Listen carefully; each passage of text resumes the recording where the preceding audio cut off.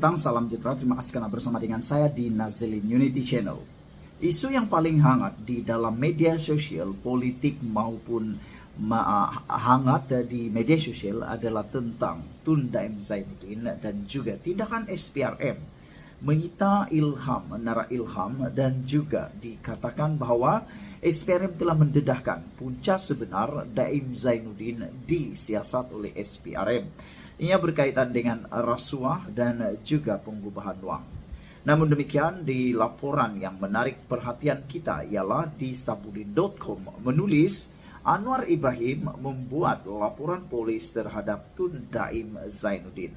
Bagi Anda yang tak pernah tahu tentang cerita tahun 1999 ini ceritanya apabila laporan polis oleh Datuk Seri Anwar Ibrahim terhadap rasuah Tun Daim Zainuddin pada 30 Julai 1999. Rupa-rupanya Anwar Ibrahim, Datuk Seri Anwar Ibrahim, Perdana Menteri Malaysia, pernah membuat laporan polis terhadap rasuah Tun Daim Zainuddin pada 30 Julai 1999.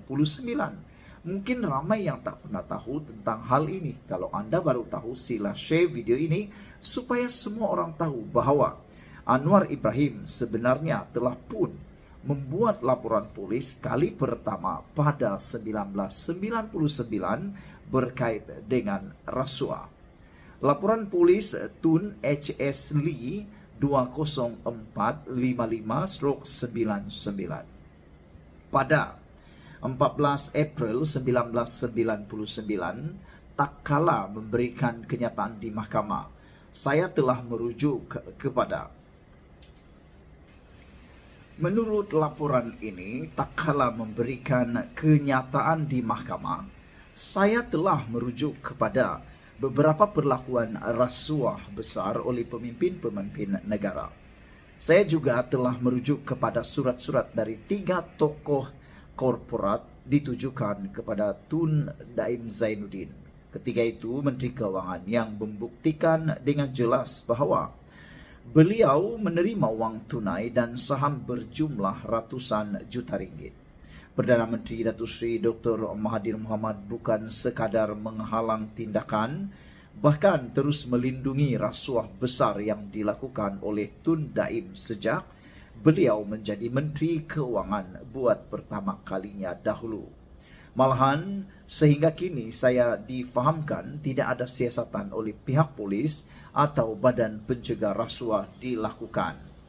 Dengan ini, saya sertakan dokumen sah bagi membuktikan rasuah, yaitu 3 pucuk surat yang masing-masing ditulis oleh Tan Sri Halim Saad, Tan Sri Tajuddin Ramli, dan Tan Sri Wan Azmi Hamzah. Tan Sri Halim dalam surat bertarik 30 April 1990 menyatakan beliau memegang sebagai pemegang amanah sebanyak 57.208.500 saham Faber Merlin Berhad saham 1.00 dan 130 juta saham Renom Berhad 50 sen bagi pihak Tun Daim. Beliau mengesahkan bahawa nilai saham itu dipegang menurut arahan Tun Daim atau penama beliau. Tan Sri Tajuddin pula dalam surat kepada Tun Daim bertarikh 24 Mei 1990 mengesahkan bahawa beliau memegang secara amanah bagi pihak Tun Daim wang sejumlah 70 juta ringgit. Tan Sri Wan Azmi pula dalam surat kepada Tun Daim bertarikh 30 April 1990 mengaku memegang bagi pihak Tun Daim wang berjumlah sejumlah RM 150 juta.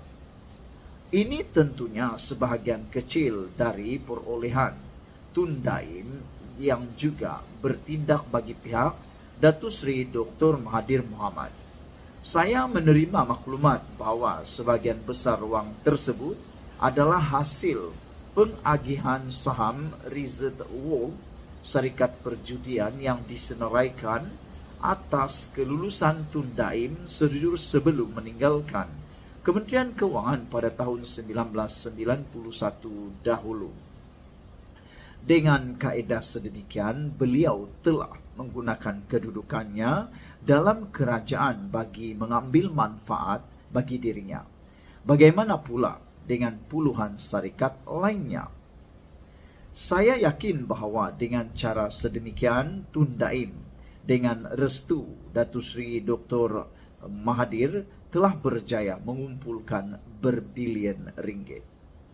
Saya juga telah mendapat maklumat bahawa syarikat Hati Budi yang dahulunya dikatakan dikuasai oleh UMNO telah diluputkan kepentingan oleh dua orang penama, iaitu Tan Sri Halim Saad dan Datuk Anwar Othman.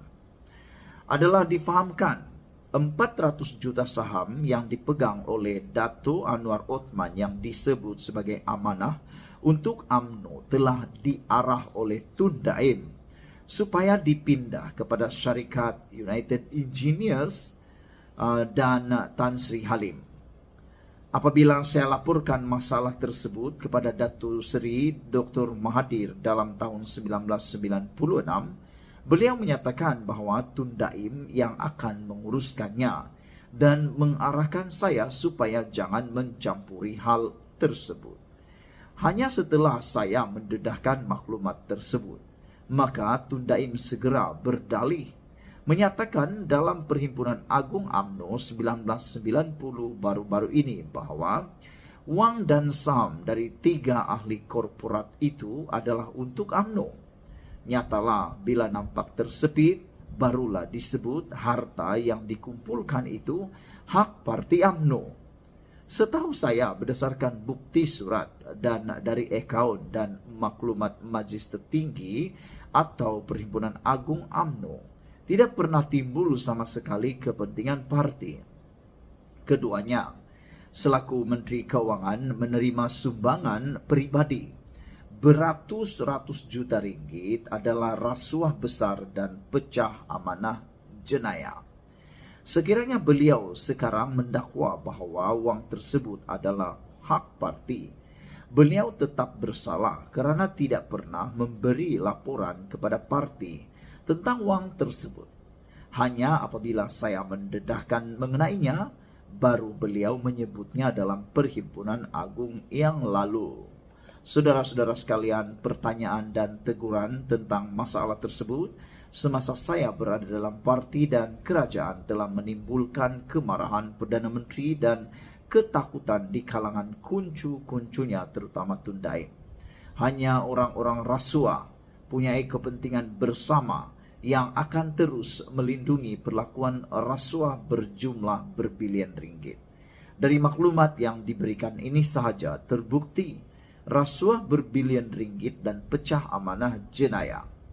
Saya juga sedar tanggungjawab besar polis dan BPR untuk menyiasat dan bertindak. Rasuah telah menjadi barah dan berpunca di kepala dan merebak ke bawah.